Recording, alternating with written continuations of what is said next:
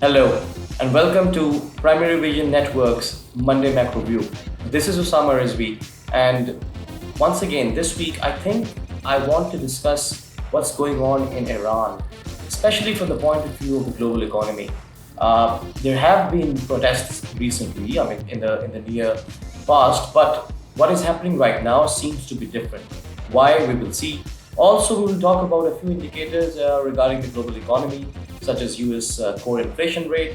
And finally, we will also discuss something around the European energy crisis, because it seems that most of the variables in the global economy, in the global context, continues to be the same, and they just fluctuate up and down for the past 3 or 4 months.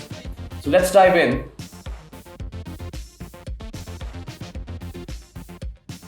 This news was very important.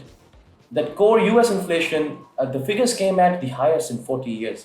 Now, this is not a surprise if you've been listening to Mark, especially the Econ show from the past few months, and I'd say even in fact a year.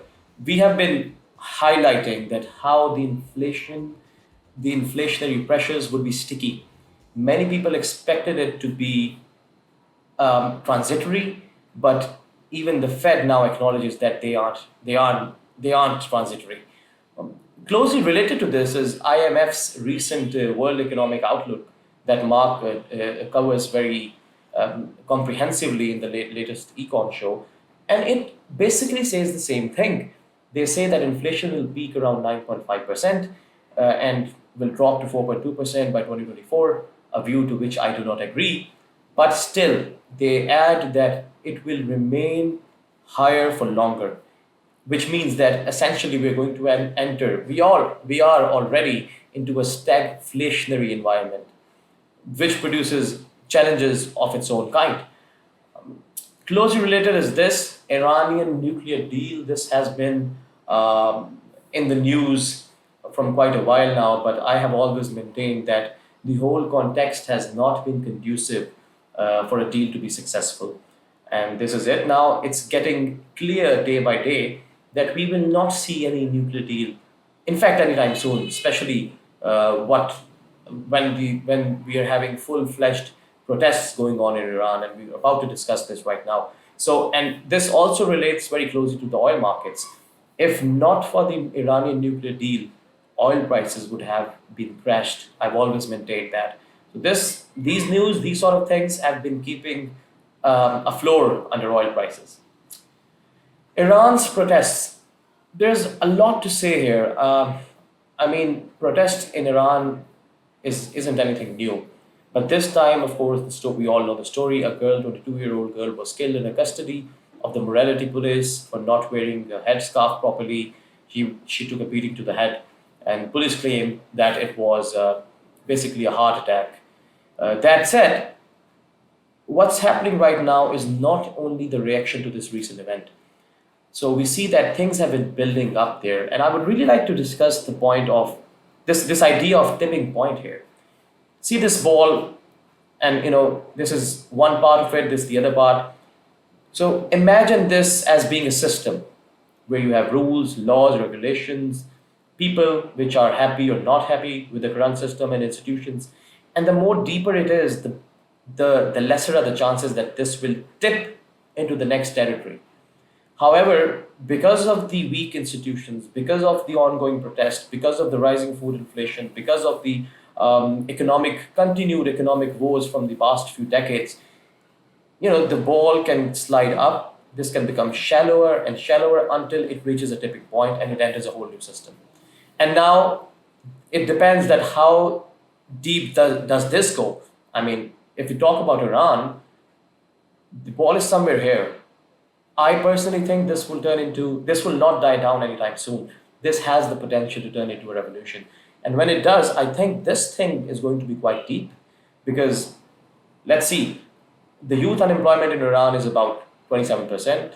The inflation front is 30%. It is about to hit 50% next year, according to different estimates. Government debt is 40% to its GDP. There are some very interesting literacy rate.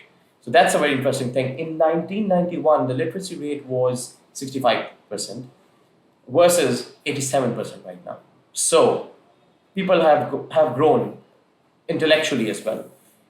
And you can see how, why do I say that the ball is going to tip anytime from now, because these are some of the headlines that are speaking about Iranian protests at the moment. And none of them just gives us none of them sounds promising. It signals towards further escalation, especially when you talk about number of people being killed. So that is something I believe the global market should really consider, because this can have repercussions across the board. Before going, European energy crisis. So what will happen in Europe? Will the European inventories that are now full up to 90% hold? Will they help Europe sail through these tough times? Depends upon the winters. This was very interesting.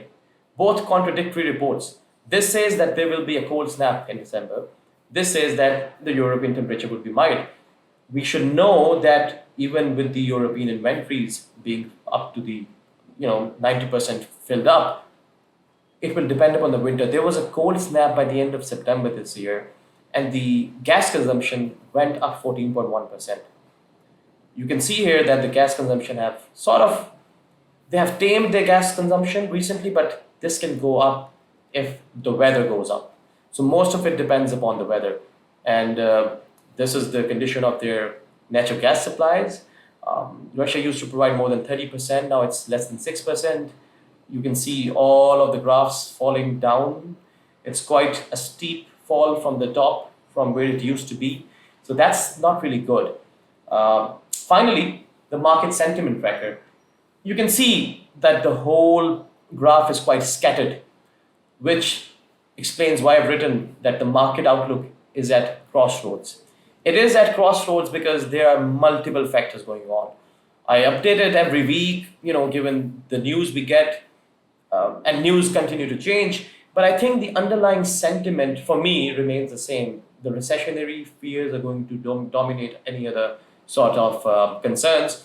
If we talk about oil prices, there might be another rally regarding the undersupply of oil, but that will not happen until or unless we see a plunge in oil prices, given the recession and impending destruction in oil demand. So IMF says the same. They're not really positive regarding the global economy. Oil demand has contracted already. Supply has risen. Chinese demand, it was also really interesting. Some say that the Chinese demand is expected to slow down. Some said that it might bounce back. So things are a little bit in the middle, as the whole chart tells you. Putin has warned NATO once again. Iranian protest is going on. The deal isn't happening. UK house prices have risen, but that's sort of a glitch. Apart from that, things remain the same. US inflation is at 40 years high. European winter, we'll see what happens. So we are at a crossroads right now. But personally speaking, I think that the bearish side will get heavy.